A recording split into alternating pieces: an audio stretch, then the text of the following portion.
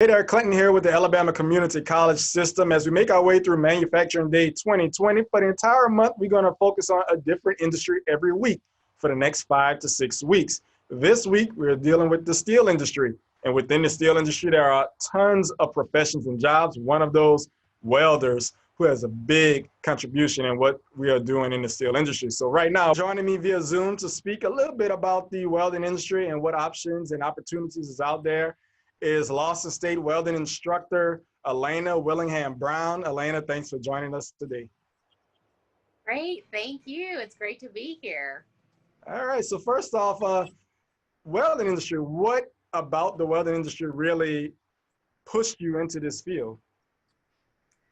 Well, initially I was attracted to this field because I knew that there was going to be job growth and it was a market that was going to be underserved. So I figured I'd have a pretty good chance of landing a welding job if I went in to study welding. People are kind of starting to realize that, hey, these are good paying jobs, and I can go and get one of these jobs without spending 5 or 10 years in school and becoming, hundreds of thousands of dollars in debt. As somebody who did go to traditional college and who spent probably over $60,000 to pay for that education, coming into a 2-year program was a complete bargain. After graduating college, not having to go into any more student loan debt really paid off. Because pretty much once I graduated Lawson, there was nothing I had to pay back. I didn't have student loans. And before I decided to become a teacher, I was making close to $100,000 a year. So it's quite a big difference if you can get away with paying 2 years of tuition as opposed to 4 at a much higher rate and make more money doing that. Tenure increases your salary. So how is the job security market in the welding industry? Getting into somewhere like a plant on their industrial maintenance team, that's going to have really good job security. And the good thing is about welding is that there are so many places that need skilled welders.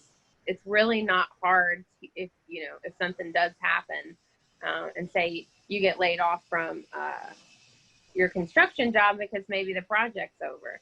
There's going to be somewhere right down the road where you can probably get on with them. One thing that may, I guess, scare some people off is just school. As a student, what was it that Lawson did that helped you gain a grasp of the welding industry that allowed you to be successful in that field? To be honest, I had a wonderful teacher here at Lawson. Roy Ledford was my instructor, and he welcomed me with open arms into this program. There was never any concern about me being a woman or anything like that. And he was such a wonderful teacher and really prepared all of us to go out and pursue these welding jobs and pursue professional goals after, like getting your welding inspector certification. And you can also do things like become an engineer or like a teacher like me. What we do here at Lawson is an associate's in industrial maintenance. So that's going to be, you're going to go, basically your welding is your major rather, and then you are equipped also to go into large industrial plants and perform maintenance duties on their machinery and equipment and whatever else there is. Here at Lawson, we offer certification in a variety of processes. When I graduated, I had about 15 different certifications on various processes, as well as pipe certification. When you think of welding, it's a male-dominated industry. What can you say that, I guess, kind of urge some women to start to look into the welding industry and not really go into that route that, hey, that's a man's field? Old time welders tell me that the best welders they've ever worked with are women. Whether it's our light touch, it's our attention to detail, our ability to multitask, our ability to differentiate between a variety of colors.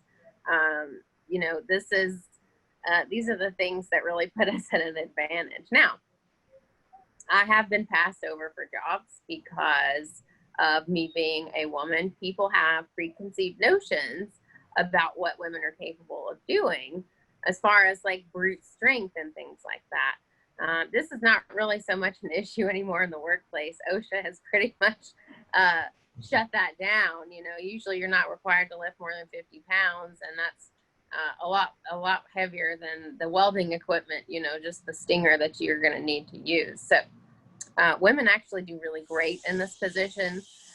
The good thing about welding is that if you've been trained properly and you know what you're doing, the welding speaks for itself. It's very easy to know if somebody knows what they're doing because you can just look at their weld and see. So I never really have to get into many battles about whether or not I can perform the job. My work speaks for itself. It's something that you know very quickly whether or not you love it. And now I came from the cubicle life, so it was a wonderful change of scenery for me because I was not stuck anywhere for any certain amount of time staring at a screen, talking on the phone. You know, everything was always changing, and everything. It keeps you on your toes. It keeps it very interesting.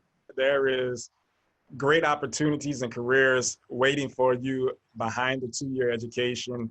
And welding, as we said, is one of the most popular programs, especially in the trade industry out there amongst 2-year colleges. And there is still a massive need for welders out there. So the job opportunities out there for our students if they choose to go this route.